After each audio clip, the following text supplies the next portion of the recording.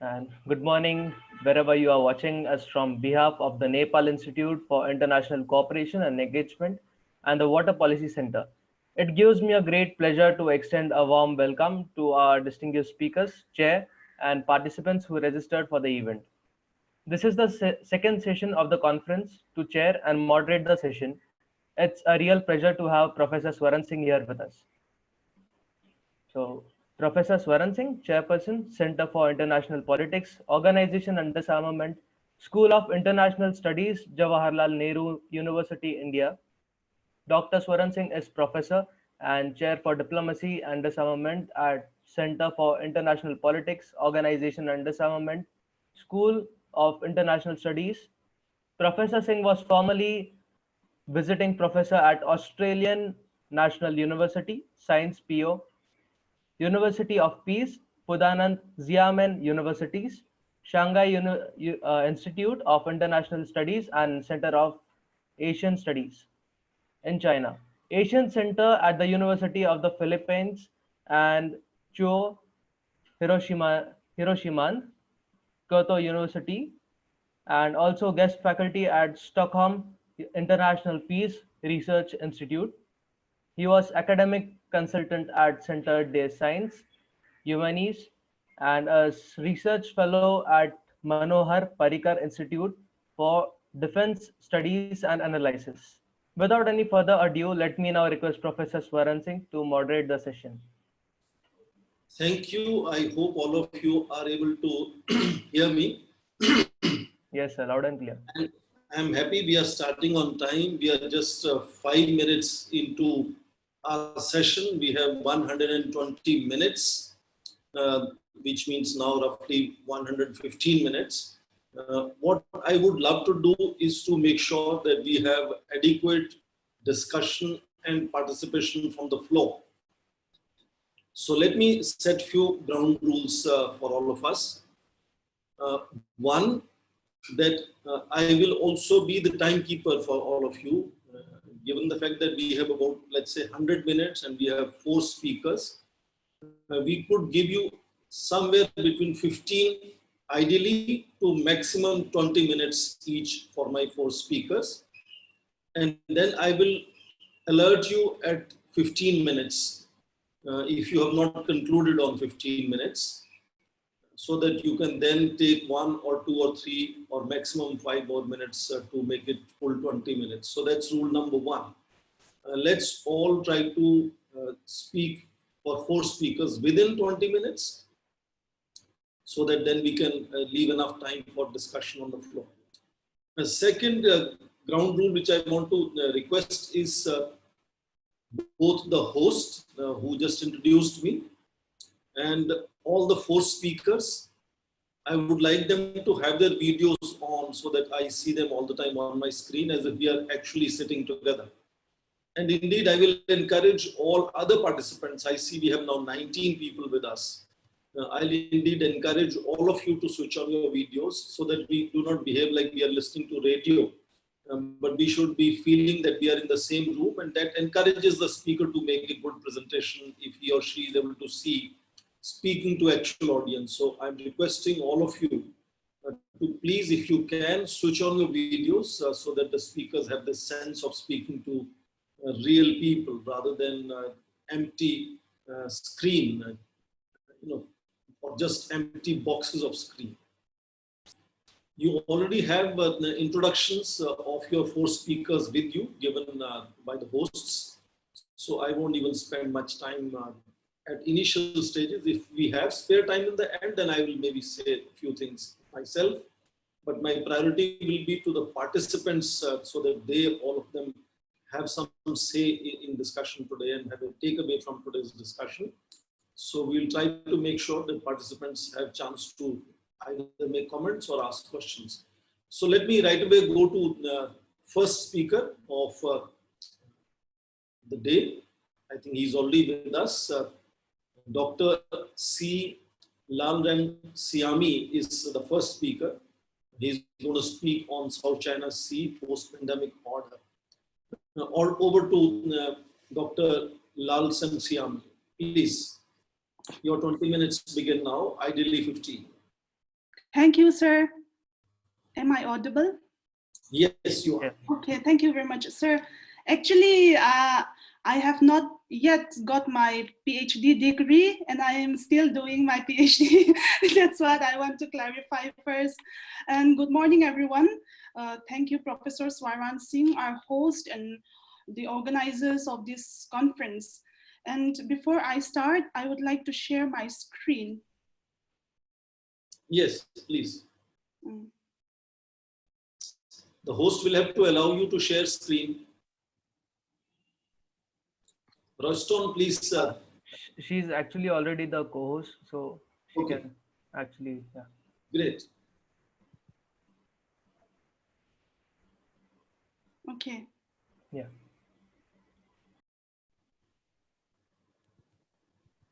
All the speakers are already the co-host. Yeah. Okay. Yep. Yeah, you can see the Please. screen. Okay. Today I will be speaking on the topic of the South China Sea post-pandemic order. And before I actually proceed, I would like to have a few flashback or very quick flashback of the nature of the disputes in the South China Sea.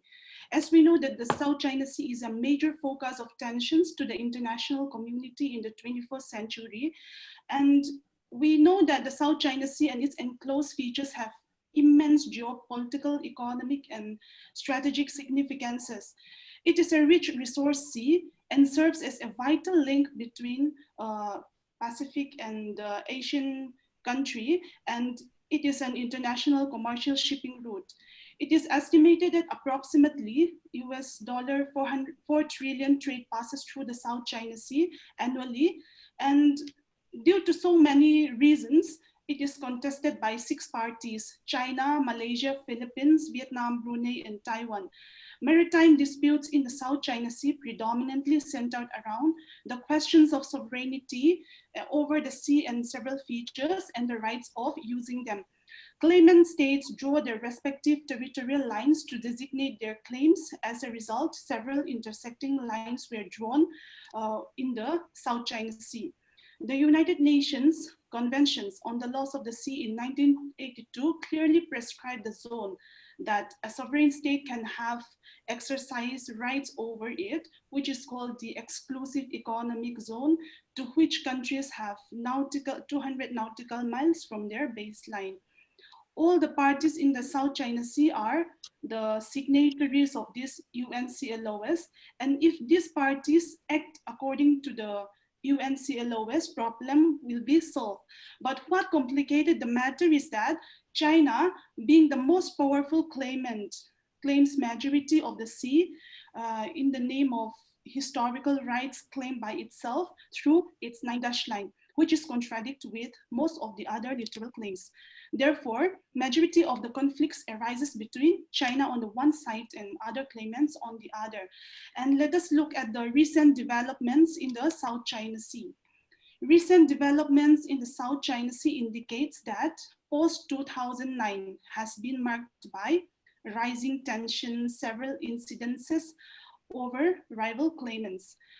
Malaysia and Vietnam had a joint submission to the Commission on the Laws of the Continental Shelf in 2009, but later the two countries have reached a broad understanding between each other.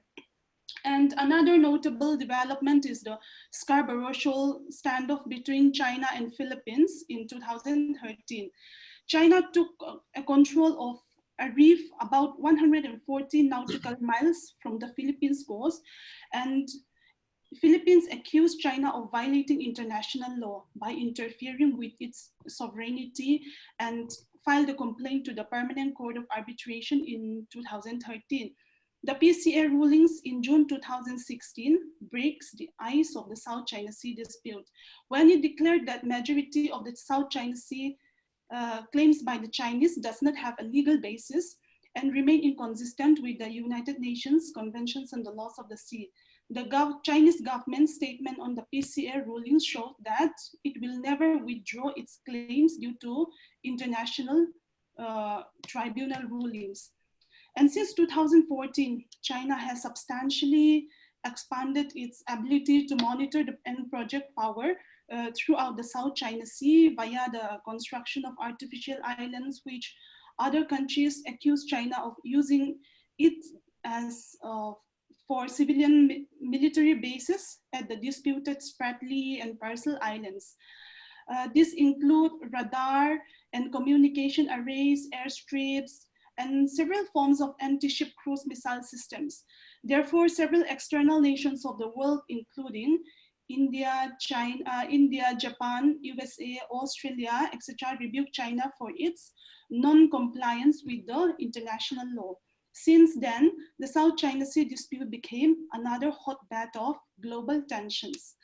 And in a direct point of conflict in the South China Sea, external powers not only show their concern for freedom of navigation and overflight in the South China Sea, but time and again, top government officials of the world often proclaims that they hope all parties in the disputed South China Sea be abide by the 2002 Declaration of the Conduct of Parties and the Universal Principle of UNCLOS, and that disputes be resolved peacefully. However, situations became looming in the current time. And let us see the South China Sea situation in the COVID world. As the world is facing pandemic, the nature of the South China Sea disputes also remain intensifying. The year 2020 decisively proves that the South China Sea conflict does not remain confined only to the claimant parties. Firstly, South China Sea marks a high alert on China's proactive action when countries of the world were fighting coronavirus and nations of the world economy is suffering. China deploys aircraft carrier and shows what strong men do best in the South China Sea. And US defense officials said that China has launched a series of ballistic missiles this week. The United States, on the other hand, can be witness its forceful approach during the pandemic when it sends its aircraft carrier and warships conducting exercises. At this stage, United States and China are essentially on the brink of armed conflict. The Corona world brought out US-China relationship to a worst level, from blame game, economic coercion, and even closure of consulates.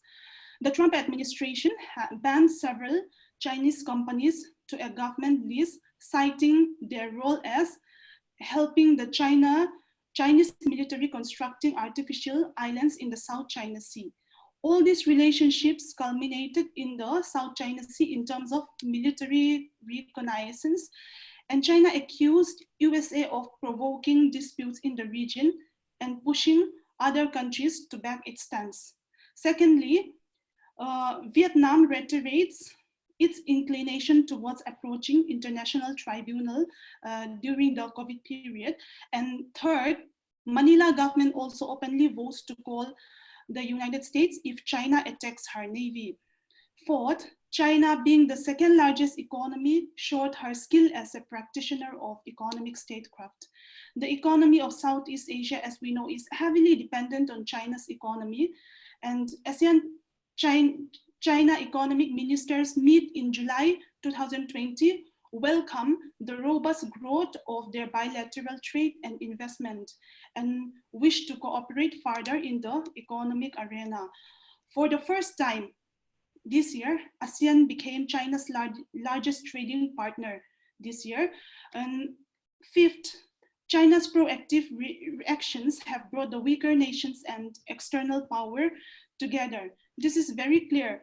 And taking example, Philippines recently affirmed the Mutual Defense Treaty that they signed with the United States way back in 1951, to which both nations can support each other if either the Philippines or United States are attacked by any external party. America strongly affirmed the support of Southeast Asian states, which they call it as natural allies. Last, China reiterates that it wished to solve the dispute, but only through bilateral means. But other weaker littoral states wish multilateral forms of resolving dispute. At this stage, countries of Southeast Asia are stuck in between US-China wars, and the South China Sea is increasingly turning into a gray zone. I will now conclude my paper with this paragraph. Recent years' development in the South China Sea brings that territorial complexities got heightened, and peaceful solution of the conflict in the South China Sea is kind of hopeless in the near future. And it is also very difficult to draw a clear prospect and future of the situation. But one thing must be considered, that the South China Sea dispute is not a recent phenomenon and has its roots even in the colonial period. During the early 20th century, the region was divided among four Western colonizers: Britain, French, Dutch, and the Americans.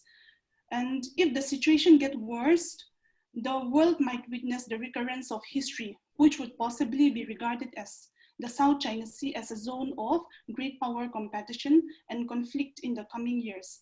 Existing situation proves that China will never back off from its claims. And on the other hand, USA will never allow to see China's domination in the South China Sea and its unlawful occupation. In the post-COVID world, it is clear that international pressure will be stronger on China. Above interstate disputes, fishermen of the littoral states will likely to face more problems. And the crux of the matter is the resolution of conflict in the South China Sea, in which parties have divergent views. As far as the conflicting parties are concerned, majority of the problems can be curbed at the diplomatic level. Now, the weaker parties are essentially running out of options. Rather than openly criticizing the bad manners of China to gain world public opinion and yelling support from external powers like United States, and at the last resort approaching international tribunal, which is much disliked by China. And ASEAN as the chief regional institution has also significant concern for peace and stability in the South China Sea. But problems remain: the heavy economic dependence on China restrain the weaker nations and ASEAN itself to take proactive measures. And only 4 of the 10 ASEAN members are parties of the South China Sea. And one thing that must be considered is the recent inclusion of China in the election of International Tribunal 7-member judges. Mr. Geelong was elected as a member of International Tribunal, and to a considerable extent, it will have a clear implications, whether it is good or bad. However, anyone concerned with international relations knows well how the ineffectiveness of international law. Therefore, international tensions could rise significantly, which could jeopardize international peace and stability in the coming years. That's my presentation, sir, and thank you very much.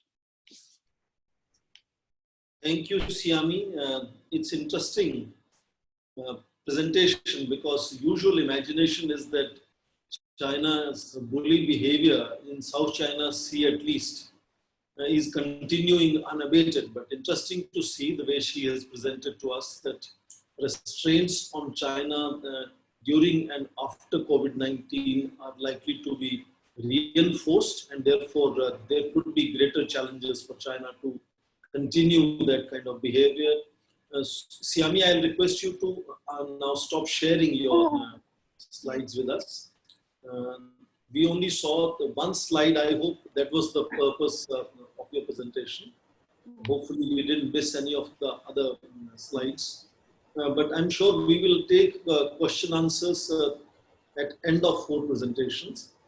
So those of you who were hearing to Siami and wanted to make a comment or ask a question, please hold your horses as of now. We'll have those intense discussions at end of 4 presentations. I can see the Dr. Swasti Rao is already with us today. Again, her brief introduction is already sent to you, and I'll invite her now to speak on what she says: surveillance state, security and pandemic. And it's a study of China and Russia. Over to Swasti now. Please start your presentation. You have 15 minutes ideally, but you can extend it up to 20 minutes. Thank you, sir. That's so kind of you. Only one thing, I have already sent my presentations, to Rostam. So if you could please start sharing, and to water policy, I've mailed you as well as sent you in the private Just chat here. Rustam, you So, have yeah, that so, PPT? Please start sharing that. yeah. So meanwhile, till the time that Rustam is doing his bit, let me extend my thanks and definitely my gratitude to Professor Swaran Singh. Like I always say when I see you one to one, it feels like a JNU classroom, and so that is something which is very heartening. Thank you, sir, for chairing our session, and thank you, Nais, for this opportunity. Today, I'm going to be sharing, my presentation is about surveillance state, security and pandemic. I think because there is so much, and when the screen is, and please just tell me, Rustam, when you start sharing the screen so that I come to know. Yeah. So the other thing that I wanted to say before I start the presentation is that there is just so much talk these days about the new world order and how the pandemic has changed the way we live, etc. So that has got me thinking a lot about what really this holds in future for the way state and state control happens. So that is what is going to be my presentation today. Rustam, are you sharing it? yes, just 2 minutes. There are Yeah, issues. okay. Yeah. Okay, no problem, no problem. So till the time he's doing it. So like I said, so that is what my presentation is going to be all about. That it is this thinking and this thought which is surrounded what really should be the nature of the state and where is it going, etc. Okay, in this day and age of surveillance and the technology, etc. And definitely China came up to be an interesting study because China, is infamous for so many draconian surveillance laws. So I thought that getting that bit into the future of surveillance and the future of what the world is going to look like in the post-pandemic era, and then seeing how Russia is also following suit, so those kind of things I thought could be interesting, and this is what the presentation is going to be all about. Dr. Swati, we haven't received any presentation from your side. We just checked. Could you just check your mail? We just checked Or our mail. I have also sent you on the private chat here. Swasti, if you have it with you right available on the same laptop, you could share it yourself. Okay, all right. I think maybe if you get it there. Rustam, make her the co-host so that she can access. She is the co-host already. Yes. Swasti, Okay. you can. Do you see? Do you see Yeah, the yeah. chat, I Rustam? just saw it. I downloaded it. I'll just. Yeah, yeah. Okay, Is he Rustam got doing it. it Actually, or I made it on a different Swasti can do phone. herself? Yeah.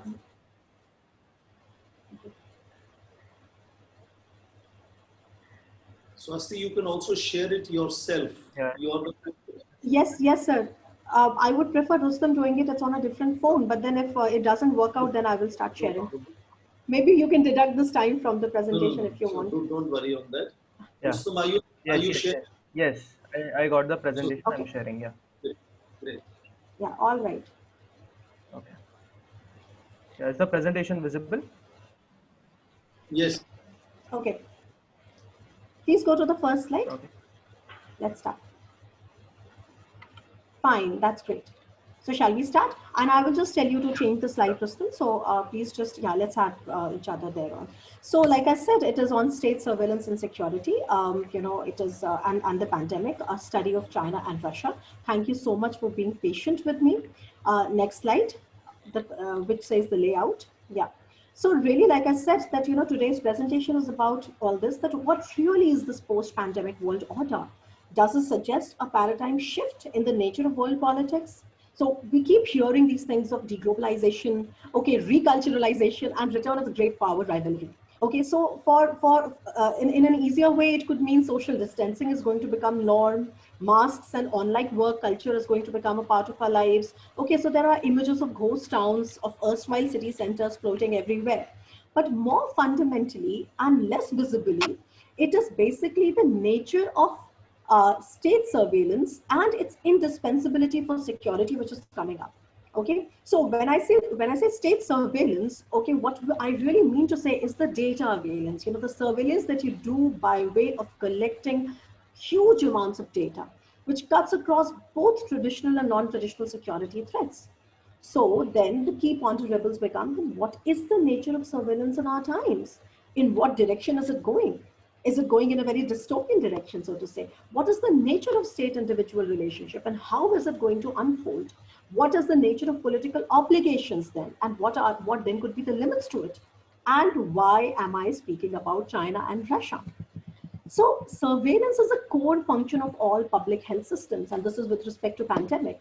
Responses to the COVID-19 pandemic have deployed traditional public health surveillance responses, such as contact tracing, quarantine, and they have extended these responses with the use of varied technologies, such as the use of smartphones, smartphone location data, data networks, drones, big data analysis.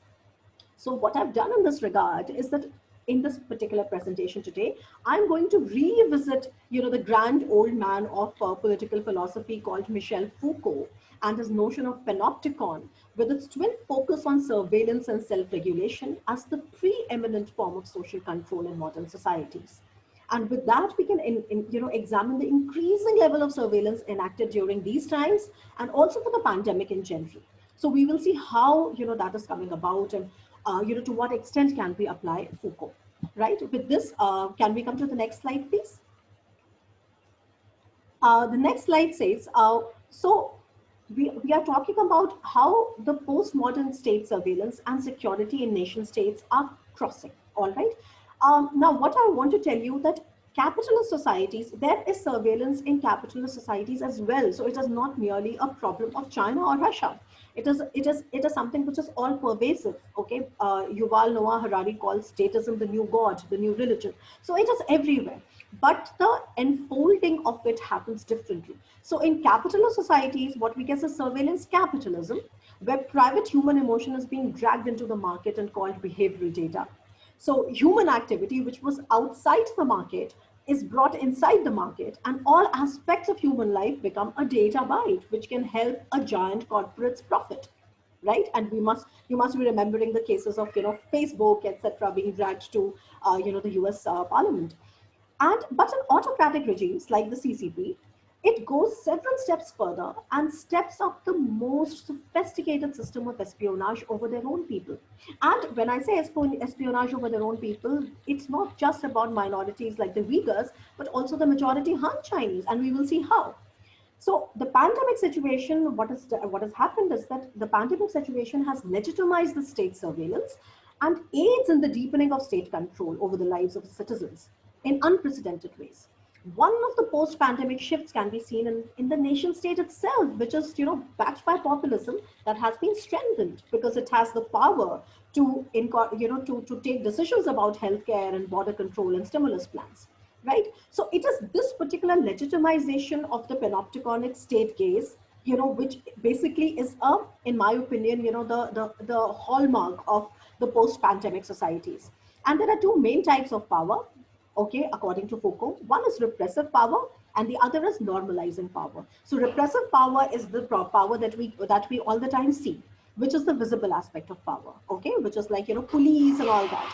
But normalizing power is the invisible overarching aspect, okay, and we will see how in the case of China, the social credit system and internet firewalling come in that normalizing power, which is invisible and overarching everywhere.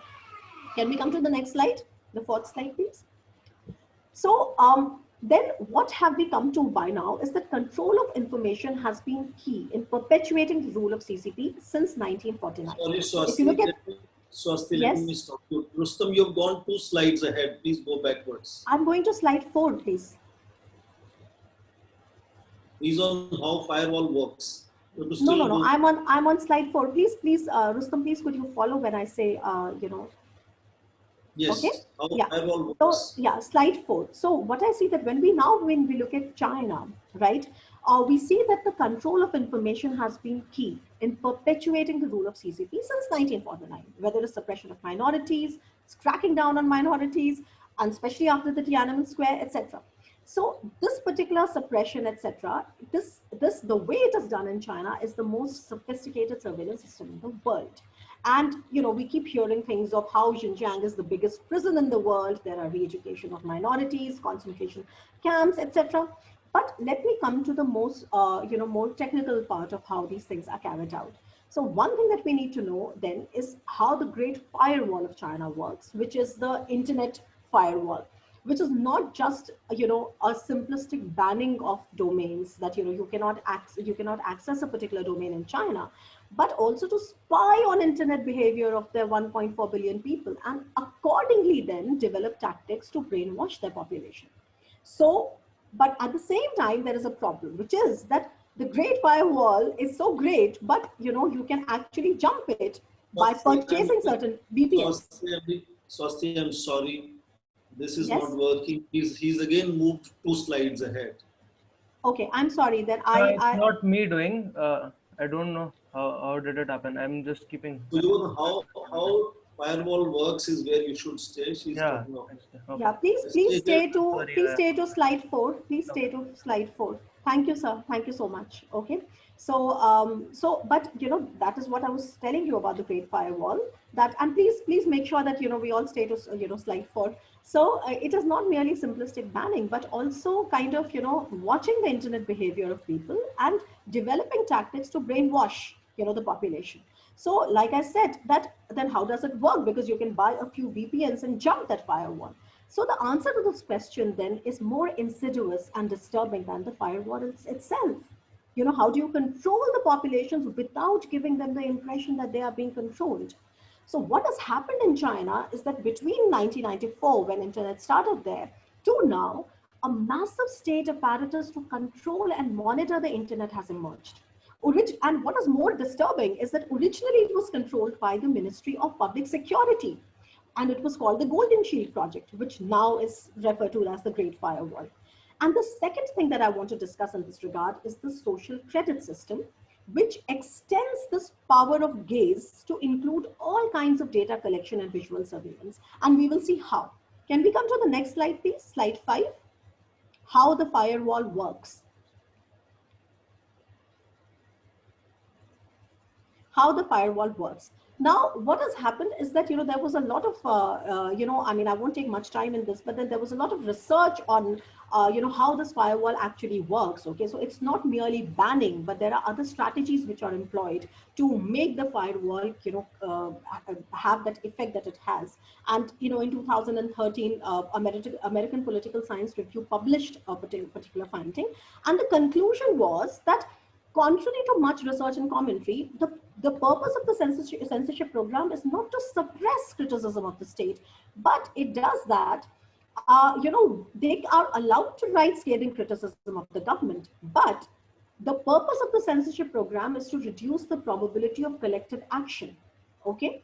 And if we come to the next slide, slide 6, okay, because I want to go a little quick. In slide 6, we can see the way this is done, how the Great Firewall works, okay. It is how the censorship is happening. In another book, we can see that there are 3 ways in which this happens. One is by inculcating fear, which is that immediately effective, but not a long term strategy. The second is, by inculcating fear in the people. The second is by flooding, as in that when you're trying to find out a sensitive information, you are, going to drown in a sea of delusional information. So ultimately, there will be so much confusion which will be created that after some initial effort, the person is going to give up. And the third way is called friction, which is that you increase the cost in terms of time or money. So there are the 3 F's by which, the internet, firewalling works. Okay. So, like I said, because banning will it's too black and white. Okay, so you can jump the VPN, but then the state is watching what you're doing. Can we come to the next slide, slide 7? And let me just tell you, system. Slide 7. I just have 2 more slides to go, so I'm sorry. We took a lot of time. Is this perfect? Slide 7. In slide 7, I'm discussing the second part, which is the social credit system, which is, because social credit system, it came about in around the 2018s, and it is the dystopian, so to say, projection of what the Chinese state is capable of doing. So what is it? It started in 2014 and scheduled to be fully operational in 2020. What are they doing? What they are doing is that, the Chinese government is giving away points to its citizens for abiding by certain socially desirable behavior. And if you don't abide by certain behavior, if you do socially undesirable behavior, your points are going to be taken away. So, so many researchers have called it the game of life. Okay, so they call it that they are building trust, etc. But in reality, it is a state-driven program designed to do one thing: to uphold and expand Chinese Communist Party's power. I'm happy to take questions later on this because we're running out of time. So and this is perfectly in line with how Chairman Mao has started, to perpetuate party's leadership, etc. So just to give you a little thing, because like, for example, recently 9 million people in China with low scores were blocked from buying tickets for domestic flights. Okay, so bad performers can have their internet speeds delayed, etc., etc. And if you are blacklisted, you have it. Okay, so let me come to the next slide. Slide 8. Now I'm coming to Russia, and I won't have much time, so I'm willing to take the questions later. But what I want to say is that the key takeaway from what we've got in the Chinese experience is that, the government is always watching. There is a constant gaze all the time there. Okay. Now, if you look at Russia, I'm going to skip it a little bit because I'm running out of time, and I would rather come to the conclusion of what I want to present today, which is that Putin is also, following the same steps. Why? Because Putin is a dictator in a way, and Putin is getting all the opponents killed. The news is coming almost every second, second year or after a few months. So Putin is also really very impressed with the Chinese firewall. And it started around 2014-15 when, in Russia, you saw a package of reforms happening called the Yarovaya laws, named after Irina Yarovaya. And they were signed by Putin in 2016. And it was about, in short, it was all about how to control the information that is flowing in the society, and especially on internet. And why I'm saying that China and Russia? Because Russia wants that technology from China. In fact, you'd be surprised that Huawei is the one that is actually guiding the Russian firewall system. Okay, so that is the kind of thing which is happening there. If you come to the next slide, slide 9. Like again, this is just a little bit of a update as to how Russia has been coming. I mean, after 1991 and in the 2000s, Russia slowly has been becoming a very closed society. Okay, so this is a little data that you can see on this, and a lot of Reporters Without Borders, etc. They list Russia as a country under surveillance. Okay, and since 2015, definitely Russia has been collaborating with China to have a Chinese Great Firewall kind of a system in Russia. So the Russian firewall. Okay. Last slide. Could you please come to my last slide, which is the conclusion? See, basically, I'm sorry, it got a little bit of, the technical glitches apart. What I mean to say is that, so the post-pandemic order is an order where we are having a great power rivalry. Okay. Now, great power rivalry in a classic international politics or a realist sense is a zero-sum game, right? But the challenge right now before us is to find a positive sum approach to tackle the coronavirus situation in a new international idealism. Because for that, a new international idealism. Why do I say idealism of some sense? Because some sort of a humanitarian world order is required. Why? Because this monster of data, it cannot be tackled by profit motive. So there will be great power rivalry, but there will be a multiplicity of transnational factors. And we have to take all these things into consideration to really see where the future of state security and surveillance is going. Thank you so much for the patience.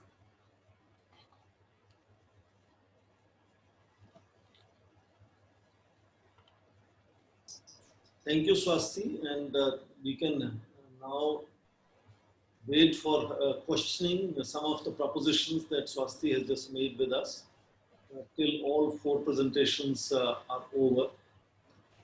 I think there will be several questions. It's a very controversial issue that Swasti has just shared her analysis on. Social credit system in China is really comprehensive. But China, of course, is not the first. in US from 1989, credit score, and that's how the credit card companies are always so fashionable in US. Credit score is really important in US to do any financial transactions, particularly to buy any property, etc., or ask for any debt, etc. Chinese have, of course, gone completely in a different fashion of making it social credit system, not just financial credit system in that sense. So I'm sure we will have more questions or comments on that issue later. But as I say, please hold your questions. We have next speaker from South Korea. Bhumika Kapoor is a fellow with Global Policy Insights and a PhD candidate at Yonsei University there. She's going to speak on US-China blame game on COVID-19. And I think that will give us some insights into the US as well. And I'm now requesting Bhumika Kapoor to please start her 20 minutes presentation. Is Bhumika Kapoor with us already? I don't see her on my screen. We'll move next to Yasin then. Yasin is a PhD candidate with School of International Studies at my university, JNU. And he's going to speak to us on China in the United Nations peacekeeping operations. What are the motivations and what are the contributions? I think that's another very interesting area where China has done a lot of PR work in highlighting its contributions in terms of peacekeeping operations. So we are looking forward. Yasin, you have your 20 minutes now. Please start. Am I audible? Yes. Okay. Hello, everyone. I want to begin by thanking the Chair, Professor Swaran Singh, and Nepal Institute for International Cooperation and Engagement and Water Policy Center for providing this academic platform to put forward my point on China's engagement in the United Nations peacekeeping. To be more specific, my topic title goes like China in the United Nations, Motivations and Contributions. Well, according to the UN Yearbook, China, of course, then the nationalist government, was accorded the honor of being the first to sign the charter in Veterans War Memorial Building at San Francisco on June 26, 1945. Also, we all know that the Communist Party of China established the People's Republic of China in 1949, claiming to be the sole legitimate government of China. However, the People's Republic of China claimed the sole legitimacy in the United Nations. So I'm going to share my screen here. I have made a presentation.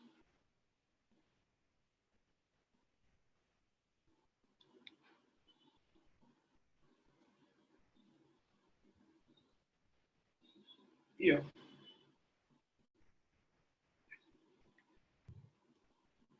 Yeah. So, wait.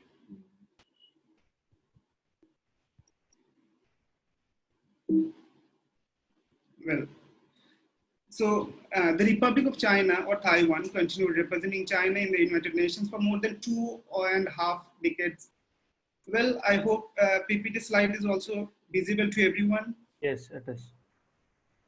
So in the very beginning of my presentation, I'd like everyone to be attentive on this Google trend from 2004 until now. And as you can see, the trend of the subject, United Nations, is much of China's interest than any other P5 members. The first one on the left of your screen is the China. So we can see the graph is increasing, where other P5 members, the graphs are actually decreasing. And well, before moving to the next slide, let me also mention that I will first give a brief overview of China's inclusion in the highest multilateral organization and subsequently Beijing's contribution to the United Nations peacekeeping operations, and finally discussing many driving elements factoring in China's active engagement to peacekeeping missions. Well, the People's Republic of China, after many decades of caution and at times absolute resentment towards the institution of UN peacekeeping, has in the past 2 decades greatly altered its policy. China posed an antagonistic stance towards the United Nations during the Korean War in 1950-53, And in this context, a prolific author on the subject, Luard, noted, China at that time was like, love me or leave me, but do not leave me alone.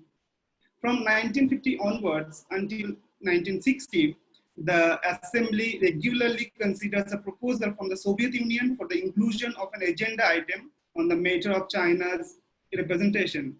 This, however, was always rejected. And instead of a resolution usually proposed by the United States was passed in the Assembly to postpone or not to consider the question of China's representation. Were Communist China also to become a permanent veto-wielding member of the Security Council that would, I fear, implant in the United Nations the seeds of destruction. That was a statement by then US Secretary of State John Foster in 1957. And later, after 5 years later, there was a statement by Soviet delegate to the UN General Assembly, Lalremsiami, and I quote, "Those who speak out against the presence of the PRC within the UN have missed the buzz of history." And then following Indonesian withdrawal in 1965, Chinese official statement in People's Daily read, "This so-called world organization needs to be thoroughly remolded. The United Nations is by no means sacred and inviolable. We can live on very well without it." It was published in People's Daily on January 10, 1965. However, Communist China started changing its stance following the conclusion of the 9th Party Congress in 1969. And only with the resolution 2758, the UN General Assembly on October 25, 1971 restores all its rights to the People's Republic of China and to recognize the representatives of its government as the only legitimate representatives of China to the United Nations. And in the next slide, we can also see the voting pattern in 1907, where when China secured almost 58% of votes in its favor in 1971. And it was kind of abrupt rise, as you see, from 1970 to 71. And China, after its inclusion or membership in the United Nations, first cast its veto on the issue of Bangladesh in 1972. It was probably initial bossed approach because that time China was very new to the system. Though after that, China had been very reserved to veto in later period. Given China's closed door policy and as a result of its great proletarian cultural revolution, the leadership of the Communist Party of China and Chinese policymakers remained exceedingly cynical on the issue of legitimacy of previous United Nations peacekeeping operations. As Chinese author Wang Tianwei observed, and I quote, "Most of such UN actions were seen as interference in countries' internal affairs and as the undesirable result of US-Soviet hegemonic power competition," unquote. During the reforms and opening up policy, China began getting assistance from United Nations organizations from 1979, and Chinese representatives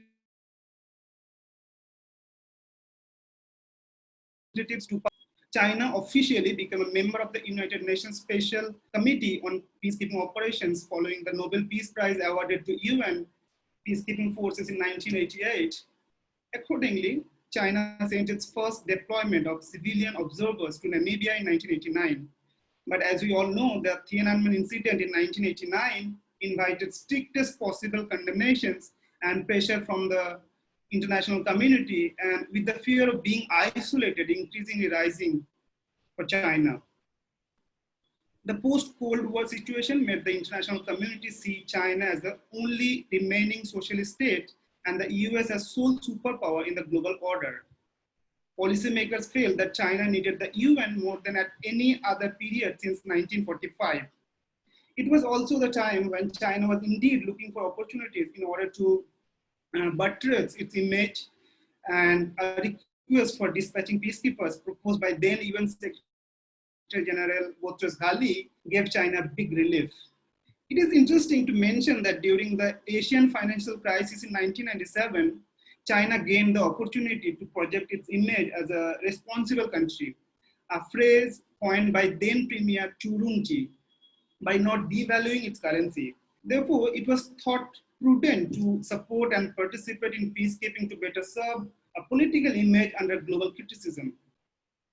In the next slide, we can also look at the vetoes by P5 members, and we see that there are few vetoes. We can also see the color red. So far, China has vetoed 14 times.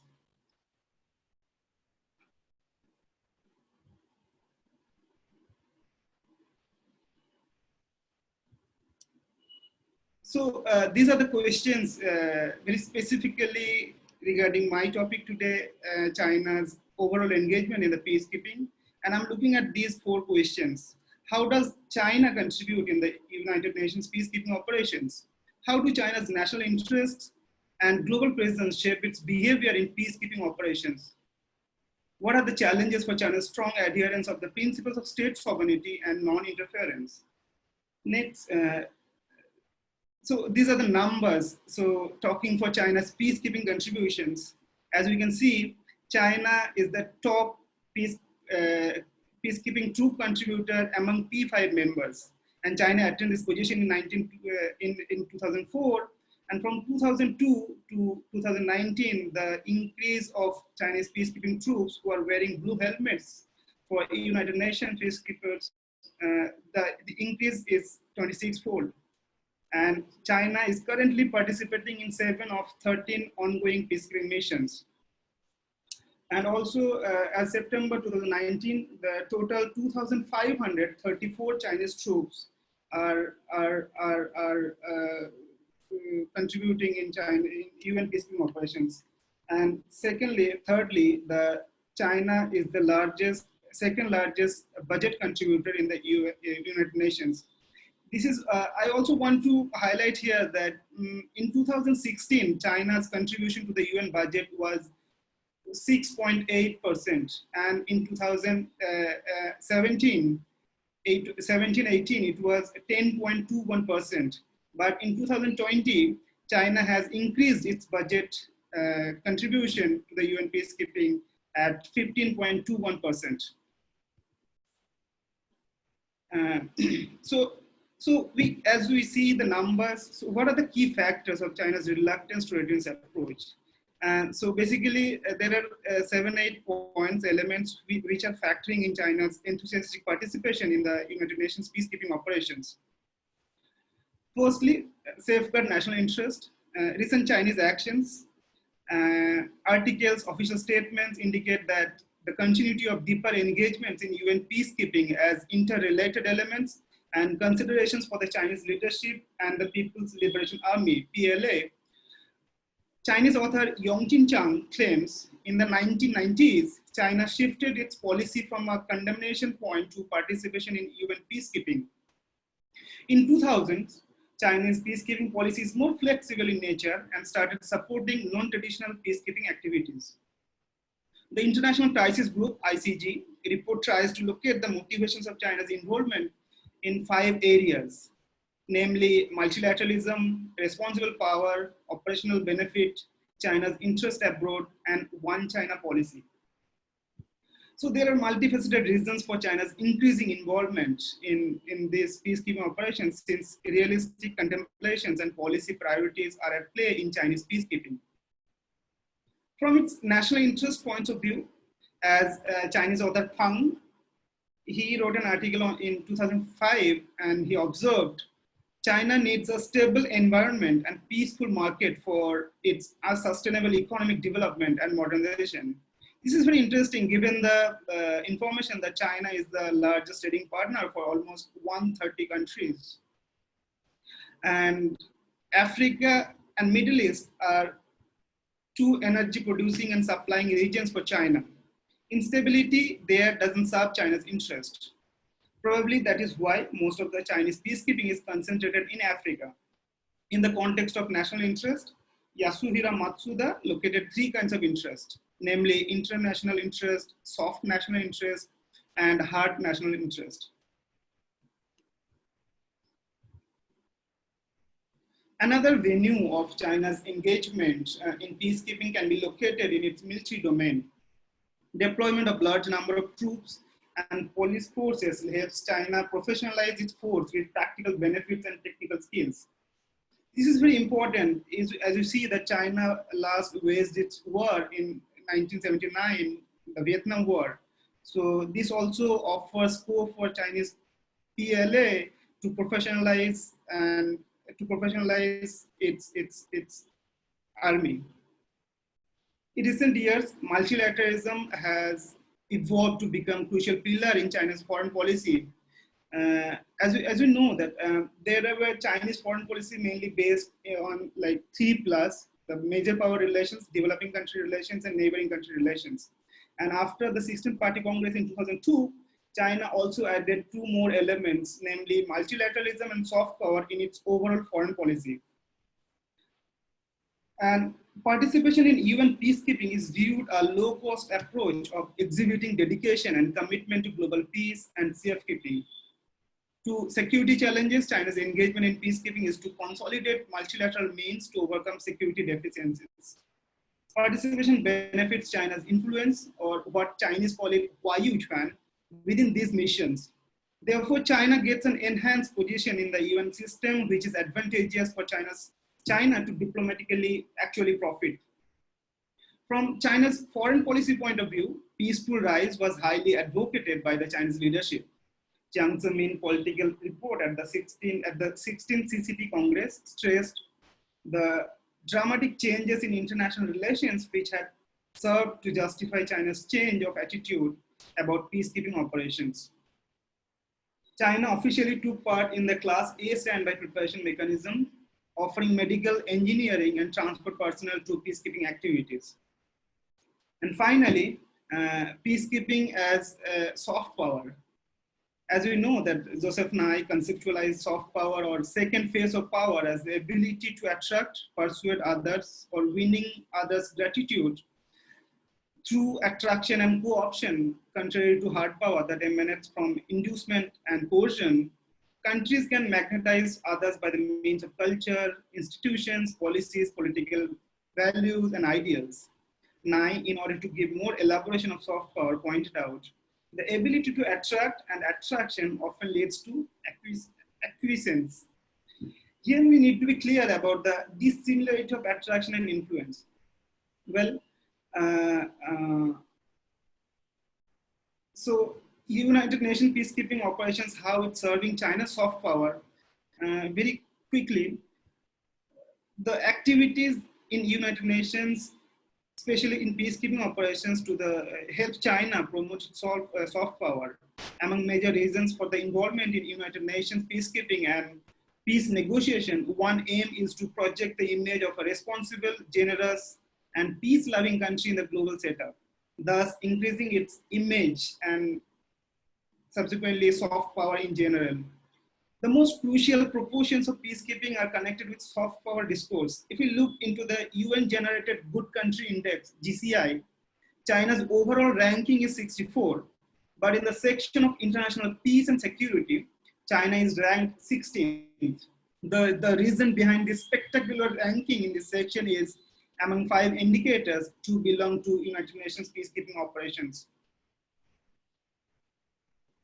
And peace missions encourage mutual political trust and military transparency. Interactions with foreign counterparts benefit China to nurture the image that China's military development is not a threat to global peace and security. Here, Chinese participation has also appeared to be conducive to counter the China threat concept. A statement from the Minister of National Defense clarified on July 2010 that Chinese peacekeeping with humanitarian relief has been indicated that Chinese military was more inclined to become a positive force, juncturally. And the last part, I'd like to conclude it. China has an opening to lead internationally and in peacekeeping, in part because the United States and other permanent members have shown a lukewarm approach in their interest in contributing peacekeeping troops, despite the US footing the largest bill for the peacekeeping budget. Peacekeeping is commensurate with China's foreign policy goals, and given the comfort China is enjoying, Currently, its participation in the UN peacekeeping is likely to consolidate, and in the coming years, peacekeeping activities and initiatives can be seen as an useful tool for China to realize its ambition of peacekeeping, of becoming a responsible great power. Thank you. Thank you, Yasin. You can now stop sharing your presentation. I should rectify that the list that I had was including Bhumika Kapoor, but we have now the fourth speaker of our session, Dr. Shaya Pandey. She is formerly the fellow of Nehru Memorial Museum and Library, which is a very prestigious institution in New Delhi. She's going to speak to us very interestingly on an area which was missing in the session so far. We have spoken about Russia, we have spoken about China, but European Union was missing. So she's going to speak to us on European Union and the pandemic and share with us what have been their response and what has been their preparedness in dealing with COVID-19. As we all understand that after China, European countries like Spain and Italy were the greatest victims of the pandemic. So we look forward to listening to Dr. Shaya Pandey. Please, you can start now for your 20 minutes. Dr. Pandey. Yes. Thank you so much, sir. Thank you to the organizers for giving us an opportunity to express ourselves. Indeed, my topic is a little different, and it is more on the positivist side. I will be talking empirically as to what is actually happening on the ground. As I already stated, I am going to talk about the European Union and how it is dealing with the pandemic.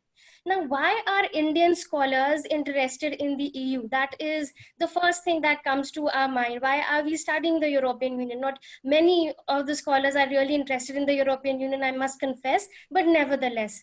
There are solid reasons for that, because European Union happens to be the largest trading partner of India.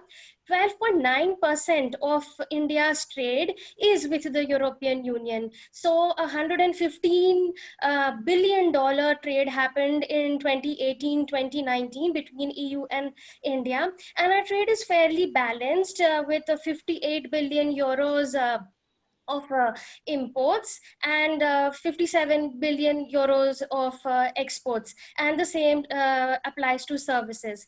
Besides, European Union also happens to be the largest source of FDI for India, amounting to 73 billion euros. But of course, then this pales into insignificance when we look at how much the European Union is investing in China, which is 178 billion euros just last year. As far as EU and India are concerned, this is an essentially economic relationship in essence. However, an FTA surprisingly has still not been concluded between EU and India. And we recently had a summit just last month on 15th of July between the two partners. Of course, it was a virtual summit. Because of the COVID-19 overshadowing everything. We could actually see a change in tenor, a change in the tempo of what was being said between the two partners. Of course, why was this change so visible? It was because of the COVID-19 pandemic. And so the two sides actually stated that they would come together, and they would come together to protect lives and mitigate the socio-economic consequences of the pandemic by sharing openly and in a transparent manner all information, and also ensuring better coordination at the international level through organizations such as WHO. And the two sides also identified synergies through shared capacities, experiences, and strengths in order to, in the field of manufacturing of pharmaceuticals and vaccines, healthcare R&D, and diagnostics and treatment. The two sides were also very clear that they actually wanted that once this COVID-19 vaccine is created, it comes into existence, it is declared a public good so that it is made available to all.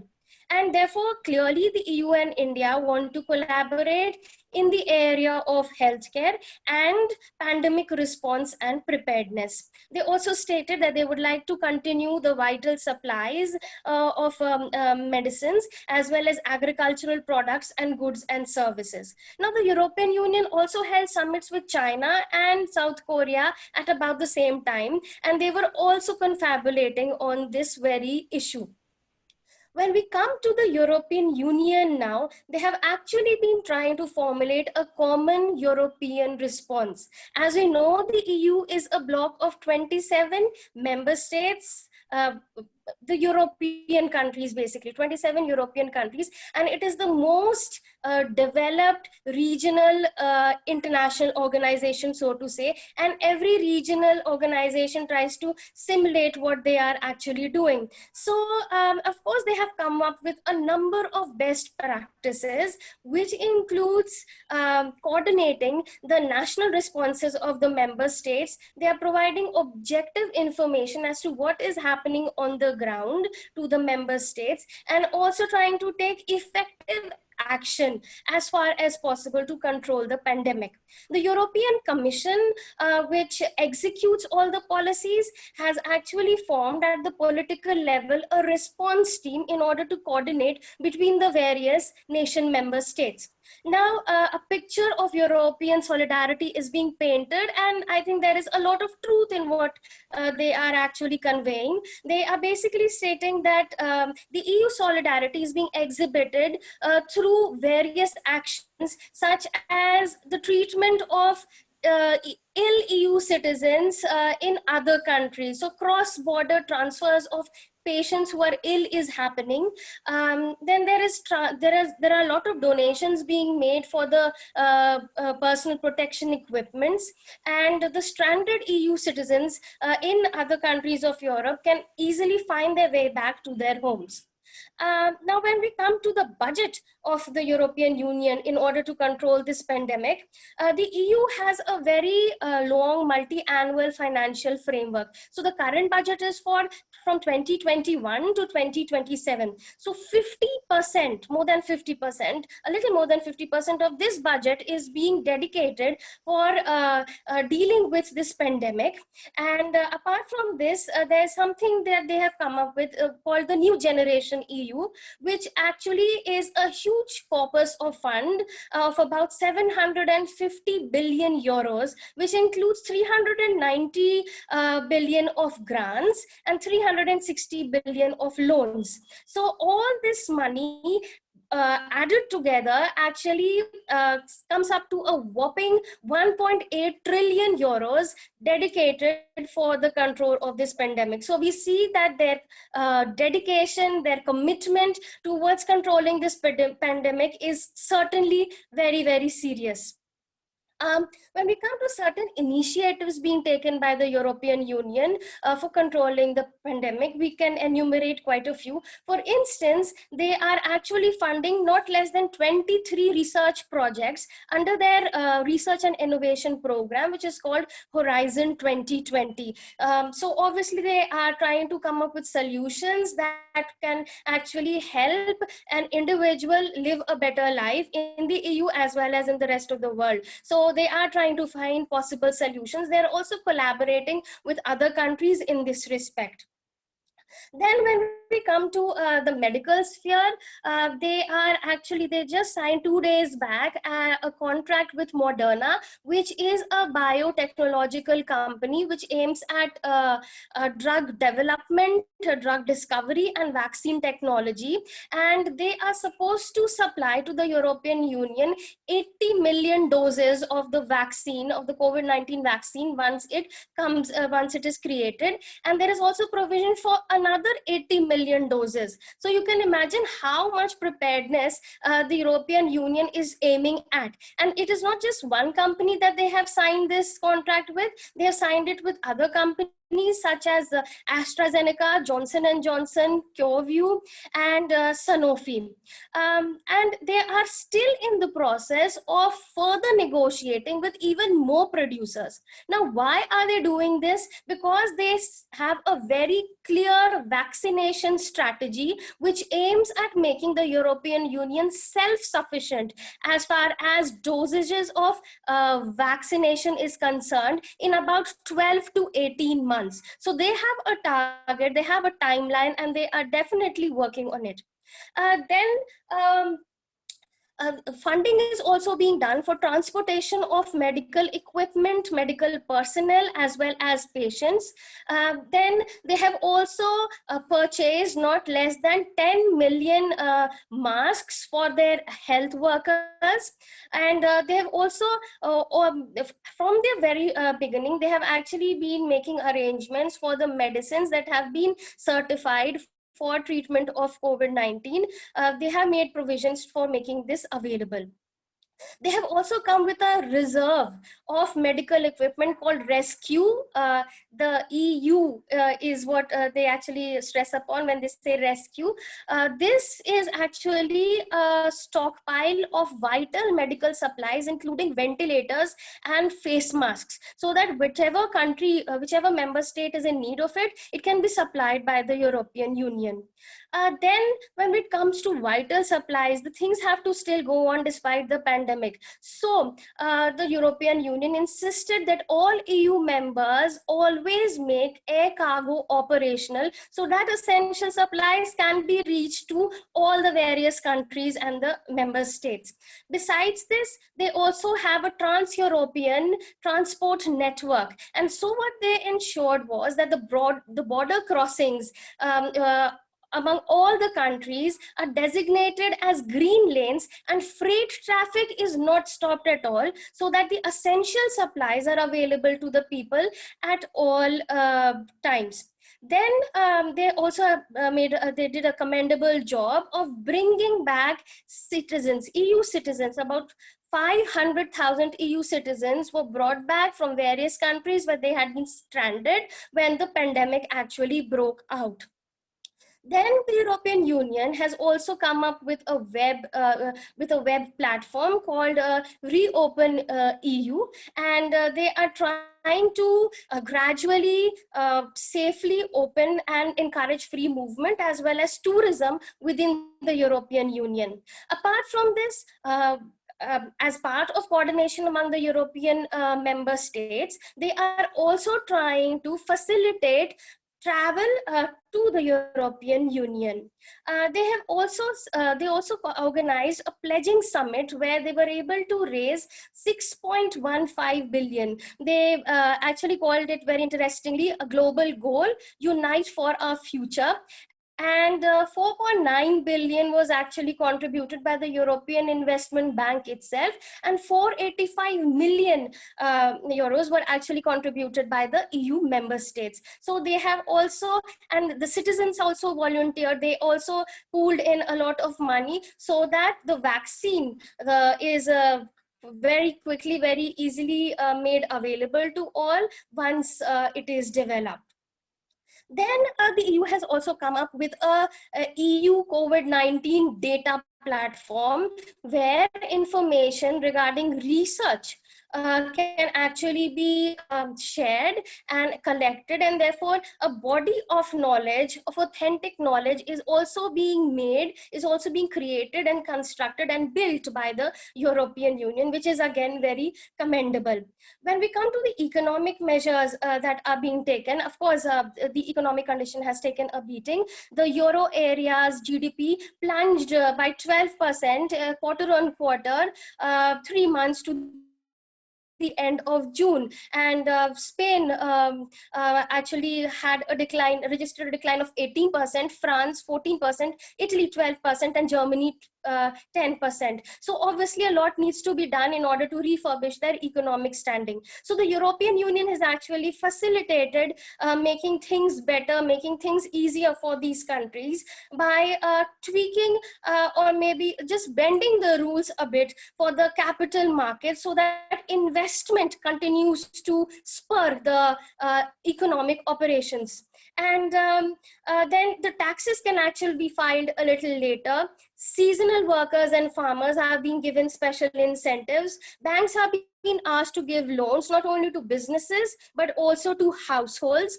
And the EU Stability and Growth Pact actually has an escape clause, which when approved will allow the EU member states to take certain measures within their own countries that would under normal circumstances be considered to be a departure from the budgetary requirements of the multi financial framework. But however, because these are uncertain times, they are actually taking these unprecedented measures. Then a lot is also being done in various areas such as public health, disaster management, and solidarity. And we can see a lot being done for in the case of digitalization in order to make things better. And we also see a lot being done in the sphere of travel and transport. So all in all, these are the various measures being taken by the European Union in order to make things better and in order to control the pandemic. Now, of course, when we come to the numbers as far as the pandemic is concerned, 21,41,000 people have been infected by the coronavirus in the European Union. The fatalities are 1,81,000 as of 28th August. So these are the data which they regularly revise every single day, and we come to know about the figures. Now, when it comes to country-wise fatalities, Britain leads. There were about 41,000 deaths there, followed by Italy, 35,000, France, 30,000, Spain, 28,000. So what we are seeing here is, we've heard so much about Spain and Italy in the media and the newspapers, about the sheer horror and about the mismanagement in Britain, but we haven't heard much about France in India. This basically hints at, it might be selective representation by the media of what we read and what we get to read. And then another interesting aspect which I saw when I saw the data was that Belgium recorded 9,800 fatalities, Germany 9,000 fatalities, but we always, at least even in the Western media, Germany's case was highlighted as to be exceptionally good in handling the pandemic, while the others were relegated to the background. So this can be touted as a selective representation or manipulation of data as we choose to see it. And another thing was that Netherlands actually recorded a fatality of 6,000 deaths, while Sweden had 5,800 deaths. But Sweden is actually drawing a lot of flack because they did not actually adhere to the lockdown regulations very, very strictly. So, but then we see that even Netherlands is not far away as far as the fatalities are concerned. So it is sometimes important to look at the data in a holistic manner in order to understand the situation on the ground. Now I come to the last part.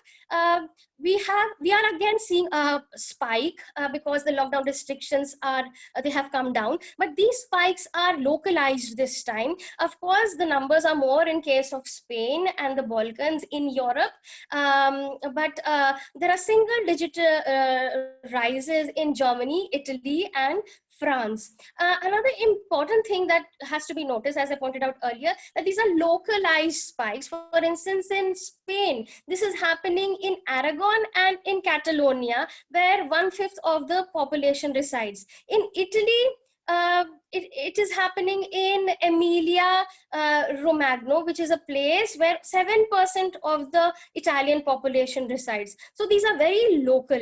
Now, what is the change in this second round of spikes is that now tracing is faster, testing is also quicker and more frequent, and therefore the authorities are actually taking localized measures. For instance, as soon as they saw that in Belgium, in Antwerp, things are worsening, they imposed a nighttime curfew, asked people not to go out as much as possible, and also made it compulsory for people to wear masks. In Catalonia, there's in Spain, there is actually a city called Leiden, where with a population of 144,000 people, and a curfew was strictly imposed there. In Barcelona, nightclubs were asked to shut down or close early. In Germany, we could see COVID clusters coming up in pubs, in clubs, in private gatherings, in home cares, and therefore what they did was they imposed localized lockdowns. So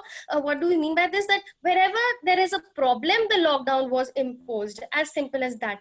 And now you can take about 2 more minutes. Yes, sir. Yes, sir. Sure. And another interesting thing that we can see as part of the new pattern is that those infected are in their 20s and 30s. So these are not the old people who are more vulnerable.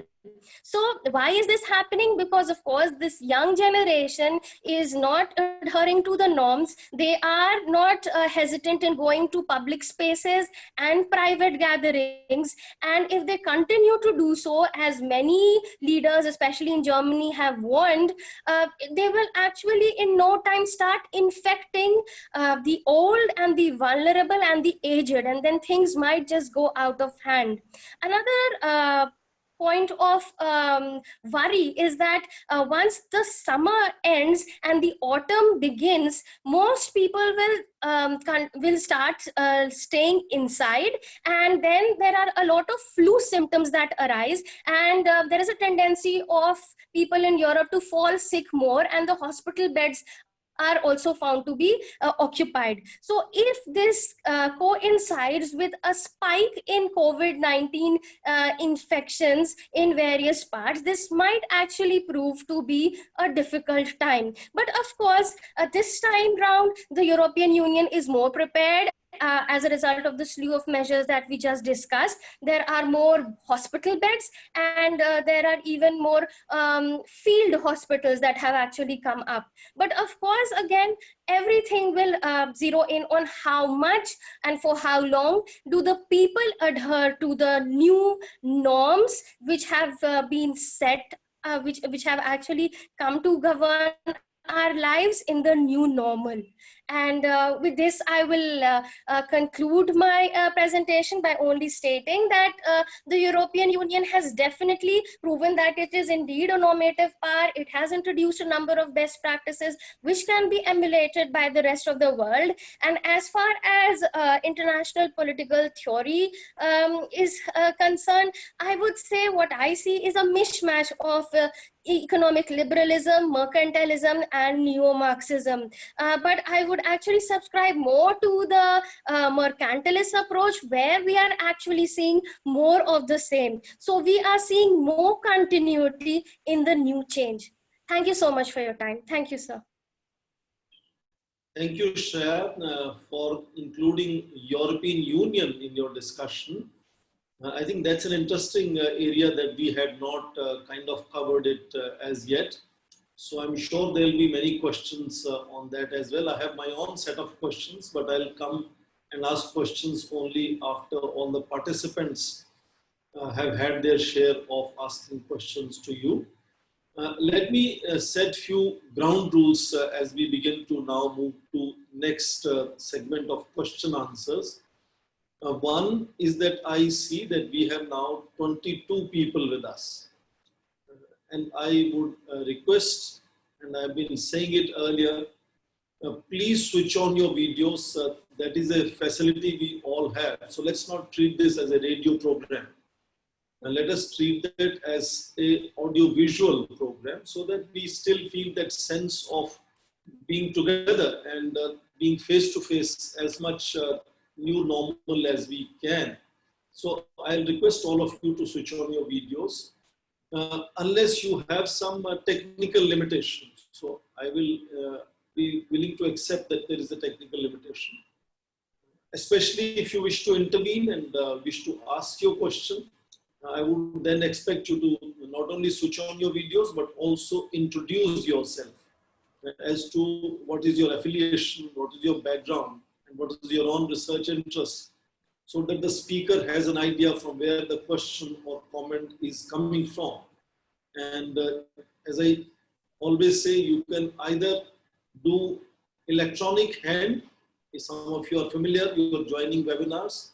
So you could press on electronic hand. I will be able to see your request on my screen and I will give you the time to intervene. If you're not familiar with how to do that electronic hand, you could just raise your physical hand like the way I'm doing now. So if I miss it for once, you could raise it again until I nod to you or I say, yes, I've seen your hand. And I would like this to be really intense one-to-one discussion. So each question will get an answer. No need to bunch questions. We have about 20 minutes still in our hand. The request that came to me first was from someone called Shaya.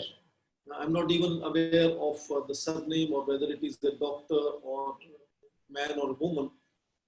I can now see her screen on. So Shahar, please go ahead and introduce yourself and then make your intervention either in a form of a comment or asking a question, please.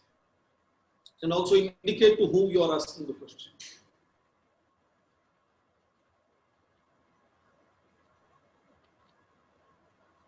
Hello. Yeah, am I audible? Yes, you are. Please go ahead. Yeah. Hello, everyone. My name is Sheher Sheikh. I have done my master's in social work from Mumbai University. And currently, I'm working in MCGM, BMC, as a coordinator. Yeah. So from past 1 year, I'm working in MCGM in BMC. I've completed my master's in social work from Mumbai University on 2019. So my questions is with Dr. Swasti. So my question with her is that as a healthcare worker, when we are dealing with the pandemic situation such as COVID, so while we are dealing with it like from last 6 months, so each day there are new guidelines which keeps on coming from the head offices. So how to strategize that and how to make it better use for the people when we are dealing at the field level. Okay, thank you for the question. Am I audible to you, Ms. Shahir? Okay, all right. See, first of all, I don't think I'm technically qualified to answer this question, to you, but still I'll try. I think your question comes, it is something that really concerns each and every person in this world, who is having to undergo the stress of the COVID situation. I think more specifically, I would like to just, say a couple of points about it. Yes, healthcare workers and healthcare professionals are at a structural vulnerability during COVID because of the sheer scale, of this contagious disease. While there is little that we can do about it, by way of, like a one sustainable decision, because the guidelines keep changing, etc. But what we can understand is that if we really identify that there is a structural vulnerability, to healthcare workers, then it makes us somewhere more sensitive to how we should be dealing with the healthcare workers. And B, more importantly, and something that I can tell you from a different angle, which is that these days there is so much money which is being allotted, okay, to different districts within India for purchasing the PPE kits, for example, right, the personal protective equipment PPE kit. And again we are seeing the way that we are again trying to sort of manipulate the COVID situation into this this typical old style thing of who is going to get that order from the government, all right? And it is really getting played out, and especially in the smaller cities and the badlands of UP and those kind of states, it's really getting played out in a very, I would say, a really very disturbing manner. So I think we need to sort of, at least first of all, there is structural vulnerability. If there is not much that we can do, that we can at least ensure that the PPE kits that they are getting should be of the highest quality available and possible in our times. And the second thing that we need to do is that we need to reduce very clearly, and speaking from Indian experience, we need to very clearly work towards reducing the violence and stigma against being a healthcare worker. All right, so to think that because that person is coming back from a hospital, so is a potential carrier of coronavirus, and hence stigmatizing the person for it, it is just adding I would say salt, is rubbing salt on the wound. So these are a couple of very clear things that I can say, and trying to reduce the working hours, or maybe reduce the psychological hazards that are there. I think other than that, I can't really give you a very clear cut answer. I think the government also doesn't have one. So I hope this answers your question to some extent. Thank you. Thank you, Swasti. The next question has come because I see already on my screen a hand is up. Louis Barentes is going to ask the next question. Please unmute yourself and introduce yourself, and also tell us who your question is addressed to. Louis Barentes.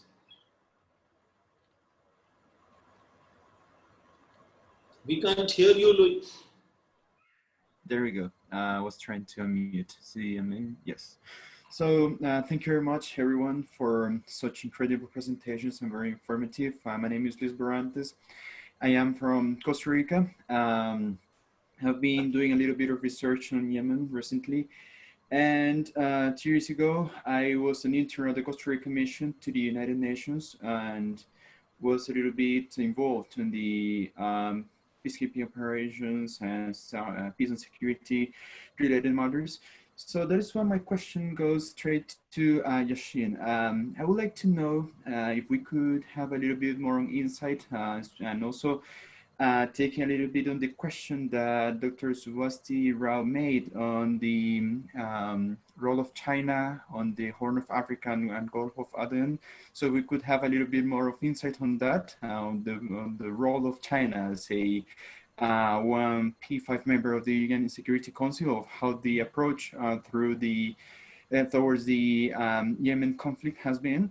And also, if we could also have a little bit more on comments about the renewal of the mandate of the UNIFIL, especially considering today's vote, and also the remarks that Ambassador Kelly Craft to the US Ambassador Kelly Craft to the United Nations gave on the UNIFIL renewal and everything. So if we could have some more of insight on that based because it is one of the most important let's say matters currently, based on the situation that happened, unfortunately happened in Lebanon. So we could have some more insight on how is the approach, and also the role of China especially in these two concerns. Thank you very much. Yes, Yasin. Yeah. Thanks, Louis Barrantes. Thanks for your question. And I think in the text, in the chat, I can also see a question by Dr. Swasti Rao. So I think the first question of Swasti Rao, I can club together the two questions. And of course, like in China, like China's activities in Africa, especially in the Horn of Africa. So we see its overall security presence in the continent. Well, until the last 2 or 3 decades, China had been enthusiastic to play a major role in African security. But during the Cold War, it had even transferred weapons to non-state actors. China mostly emphasized non-interference and advertised South-South cooperation. China has tried to address security crisis in the continent only through the mechanism of UN. However, ever since the 1990s, the West has started criticizing China for selling arms that actually fueled conflicts and became the reason for various human rights abuses in Africa. The West also questioned the nature of economic ties between China and Zimbabwe or Darfur, which had no strings attached. So I think in this respect, of course, although China doesn't acknowledge, but in recent years, they have started actively intensifying its presence in African peace and security matters, building a base in Djibouti.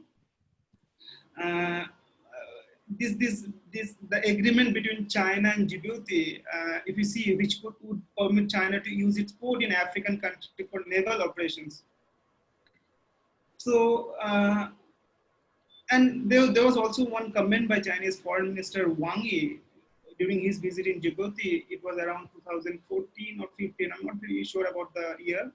So then he said that China also appreciates this Djibouti support and is willing, based on this, to carry out the more stable and long-term cooperation with Djibouti.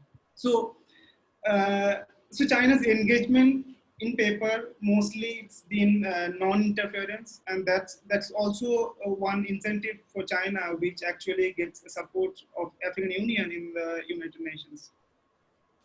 And but you know, these African countries and had a good impression about China, that they are very non-interferent in their domestic affairs. But again, it was until the time China dispatched combat troops to South Sudan in 2013. That was the first time China actually contributed combat troops. Before that, mostly engineering or medical staff. So this non-interference, which is going through, as you're questioning, it is going through a litmus test in South Sudan, as this one region where China has huge commercial interest in investments, and this is also slightly shift from China's foreign policy. If you say that Tang Shaping theory, that don't take leadership, so now it's after Hu Jintao era, now Xi Jinping era. So they are actually striving for achievements. So I think this image is somehow being shadowed by its China's over presence and in the security arenas.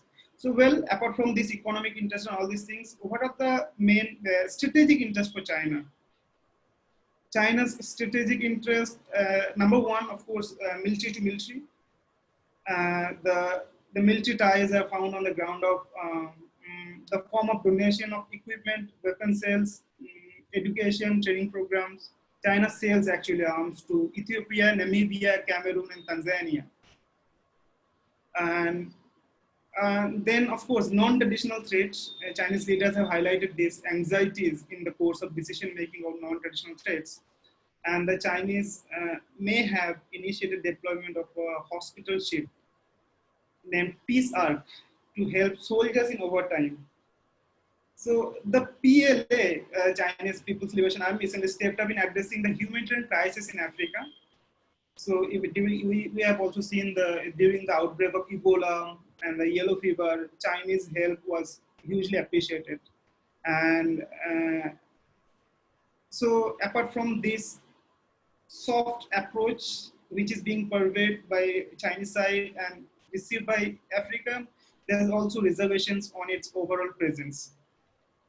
And so that's the first question, the answer of the first question. And then it was also not very clear, the last part of Lou Batre's question, the recent activities, but I think there's also a little difference in terms of approach if you see the Western approach and Chinese approach.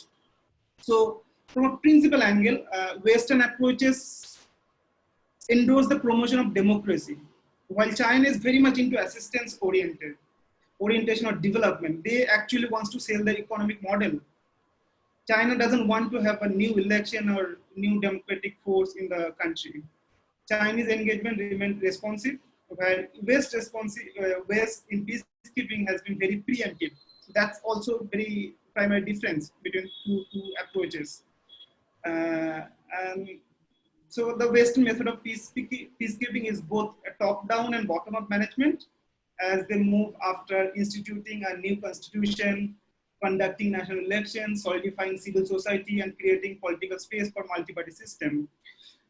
So with these methods, Western perspectives sometimes appear a big challenge for local ownership. And in China's participation, we see a glaring shortage of public participation. So yeah, that's it. Okay, thank you, Yasin. Let me share with Lloyd. He comes from Costa Rica, he said. It's a beautiful country. I used to go and teach at UN University of Peace. Used to go there 2 months every year for about 3 years. And then I had to stop because I couldn't avail that kind of leave every time. So thank you for joining. Where are you right now joining from? Costa Rica or some other place? We can't hear you.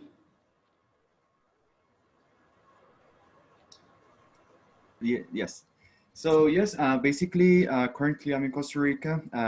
Well, as I said before, 2 years ago I was entering at the permanent of Costa Rica to the UN.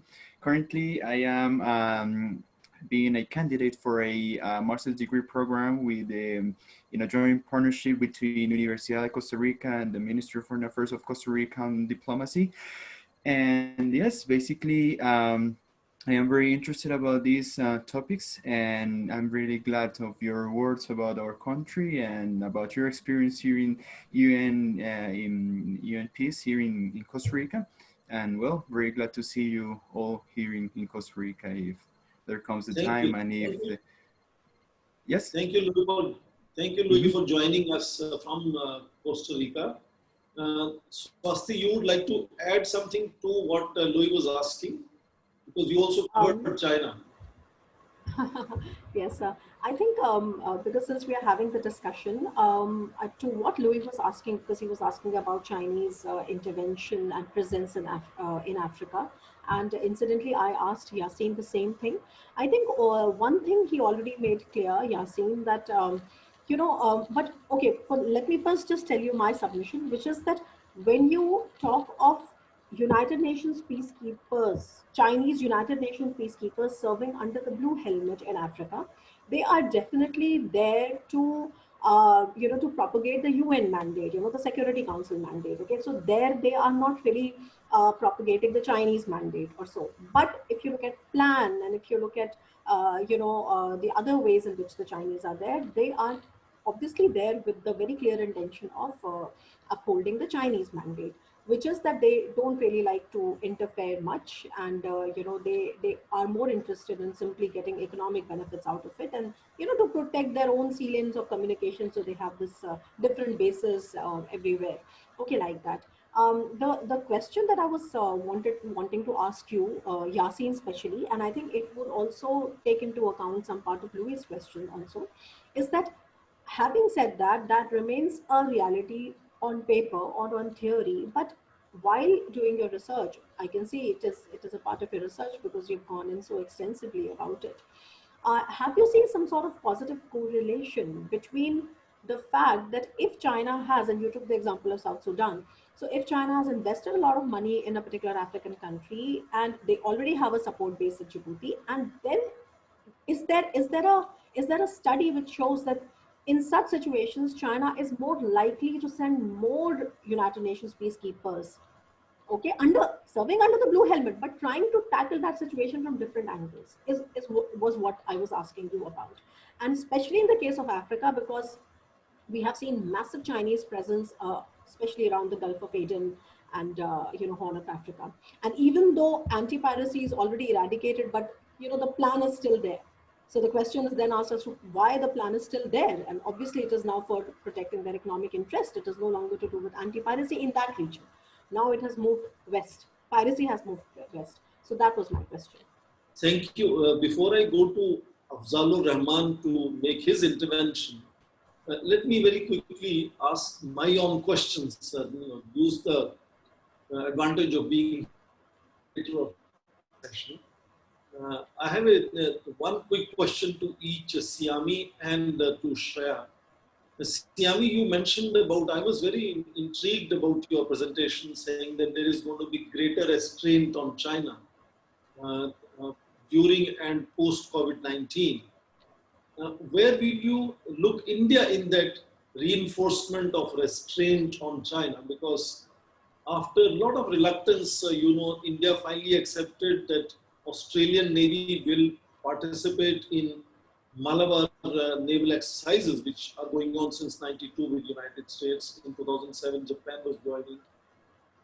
So is India going to be, also increasingly part of that reinforcement of restraint on China post COVID-19?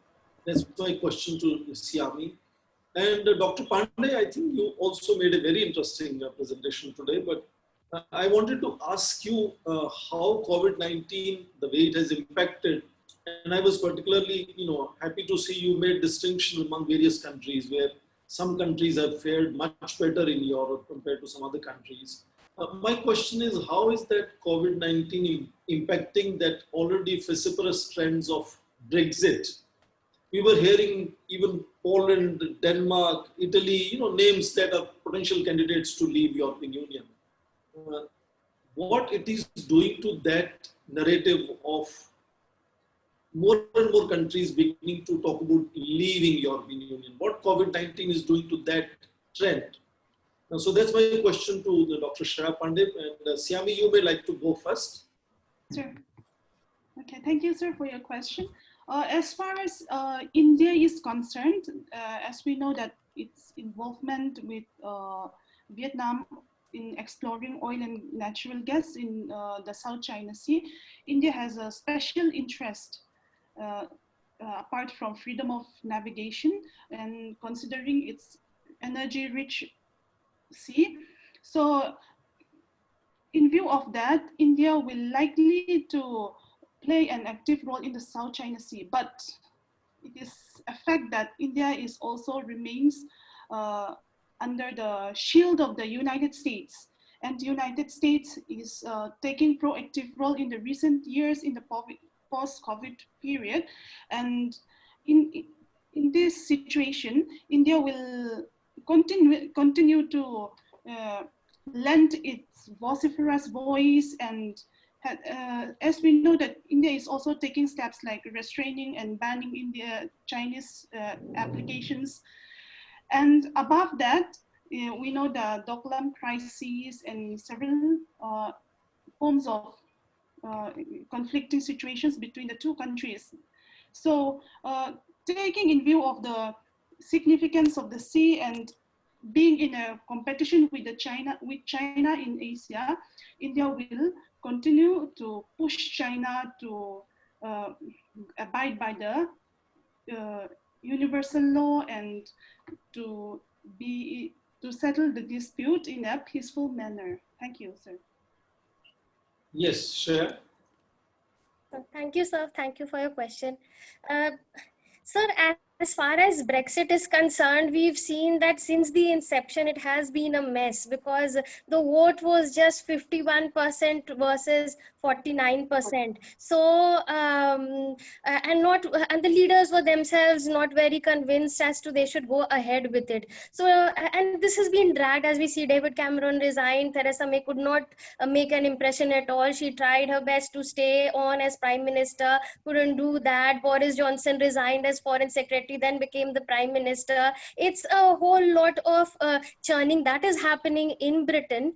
And I will just take a little while to say that even India was very apprehensive as to how will we define our relationship with the European Union and Britain. But now what we see, and it's not us scholars who are actually theorizing and trying to come up with the perceptions that should prevail, it is the businessmen who have actually chosen to make an investment which is as much as 300% more in Britain. So they are seeing a lot of potential despite Brexit happening or not happening. And as far as the European Union and Brexit is concerned, so they have a very conducive, they have a very positive attitude towards the UK, as I could see in the case of the pandemic as well, because the earlier medicines that were available, they made sure that these were these reached not only the EU member states but also Britain. So they were definitely taking Britain under the umbrellas, trying to see that the situation is alleviated. And as you mentioned, Poland, Hungary, and other places, the rise of the right, sir, has obviously created a lot of consternation, if I may say. In the European Parliament elections also, the results show that yes, they have a pretty much solid backup and majority. So, so these are definitely pulls and pressures which happen within the government, but I think they are fairly managed well, because each and every EU member state is very cognizant of the fact that they have a responsibility towards their citizens, and they are also gaining a lot from the membership of the European Union. The amount that I mentioned, 1.8 trillion euros, is huge, and besides all the things that they are getting, I mean the PPEs and the collaboration which is happening, the supply of medical equipment and the personnel. So I think it is a win-win for them to stay united during the pandemic. Thank you. And I think they are convinced of Thank that. you, Shreya. Also, thank you, Afzalur Rahman, for patiently waiting with us. Please unmute yourself now, introduce yourself and ask your question. We have just about 4 minutes of this session left with me now, so we'll have to be a little quick. Afzalur, please unmute yourself and ask your question.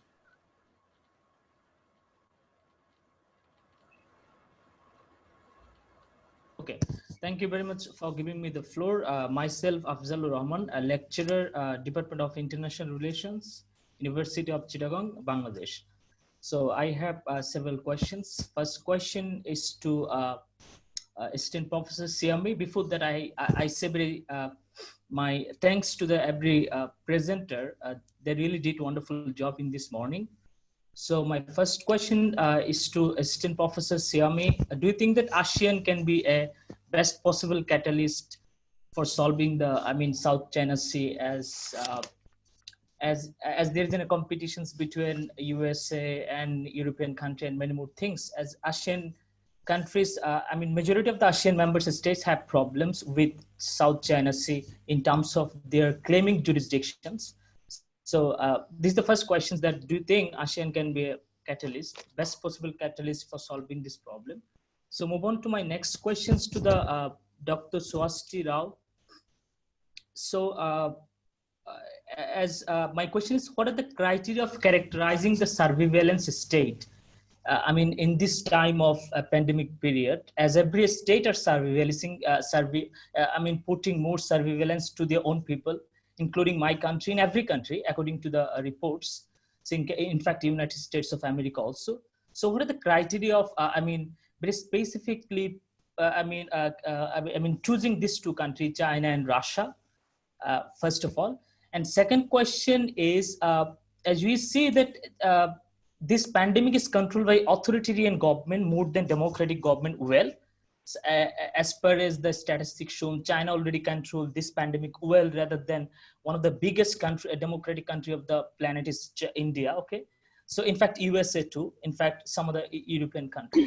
So in this ground, how you tell that what's the rationality of your paper to characterizing this surveillance as a negative connotations, as I'm understanding so.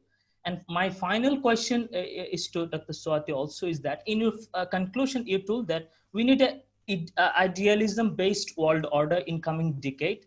So, so as you mentioned, these two countries are surveillancing more and hampering the security of the individual. So what will be your formula of idealism-based state in coming decades? Whether these two countries also contribute more, or other countries also join with them? Okay, this is my query. And okay, that's all. Thank you very much. Thank you, Swasti. I can request Swasti to be telegraphic. Okay, okay. Thank you so much for the questions, Raman Saab, because I think the presentation had a few glitches and I was waiting for the question answer session to clarify. See, the first thing is that when you say the criteria, okay, now like you rightly said, the surveillance is everywhere. It is not going to go, right? So if you have the technology, we are going to be using the technology. And right at the outset of my presentation, if you remember, I said that the surveillance is pretty much there, but the unfolding of that surveillance happens more in terms of a capitalist surveillance in countries like USA, while in the communist countries or dictatorial countries, it happens along with that surveillance capitalism, we see a new form of surveillance emerging, which is about surveillance on the individual and their social sphere. Okay, so that was one thing. I'm not saying that surveillance is going away somewhere, or we are not going to make use of it, or only certain countries are going to make use of it. The second quick question is that what is the criteria? Well, definitely we have to set limits to it, because, for example, China is, like sir also said, that financial credit system has been there in the US, but nobody thought of a social credit system, right? It is only China who thought of the social credit system, and they like to propagate it by saying that it is a trust building society. But then if you were to look deeper into it, you can understand that you are trying to get into the minds of the people and actually controlling every single thing, making them behave in the desirable way that the Communist Party wants them to behave. Okay, so the criteria is that, where do you put an end to it? Okay, so you have to come up with some sort of a shared norm, and that shared norm about it cannot arrive unless there is some sort of a value based humanitarian world order, which kind of takes these things head on and tells us that there is something deeply wrong with the way state is entering the private sphere, though a part of it is unavoidable. Why? Look at the COVID situation. Had it not been for the surveillance technologies, we would have had we would have had a much more disastrous, situation of the COVID pandemic. Point taken. But at the same time, if you flip that coin and look at the other side of the entire thing, this means that the people of the world, and especially as populous countries as populous as China, okay, which is the second biggest power and the second biggest economy, all right, are subject to this kind of a mass surveillance brainwashing, which is very problematic. So where to keep that, where to put those limits, is definitely something that we all have to come to think of it. And ultimately, the conclusion, I agree, it was a little hurried. And what I meant to say was that when we say putting limits to that kind of a political obligation, that entire discourse of political obligation of a citizen, being a citizen, I have the obligation to abide by the state laws. That is the concept of political obligation. Thank you, There should be limits, okay, and we have to come with it. Sorry. As you said, there has to be limits. As you said, I stopped you on that. No, thank you. You have 1 minute to answer. Thank you, Swasti. Siami, you have 1 minute to answer. Yes, sir. I will answer to the question. And ASEAN undeniably play a very significant role in the regional security and stability, and have enumerated some laws which is binding to all the parties of the South China Sea. And ASEAN, if it was free from China's interference and its dependence on China were reduced,